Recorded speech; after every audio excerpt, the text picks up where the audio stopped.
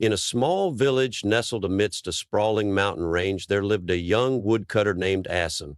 Known for his strength and dedication, Asim was tasked with maintaining the village's only access to the outside world, a rickety wooden bridge over a raging river. One stormy night, as the river swelled with fury, a desperate plea reached Asim. A pregnant woman from a neighboring village needed urgent medical attention, and the bridge was on the verge of collapse. Asim knew the risks. The bridge was already weakened by age, and the torrential rain could send it crashing down at any moment. Yet seeing the woman's fear, he couldn't turn away. With a heavy heart, he grabbed his axe and ventured out into the storm. As Asim worked, each swing of his axe echoing against the howling wind, he could hear the frantic cries of the woman. The bridge groaned under his weight, splinters flying in the dark, and the river below roared with an ominous threat.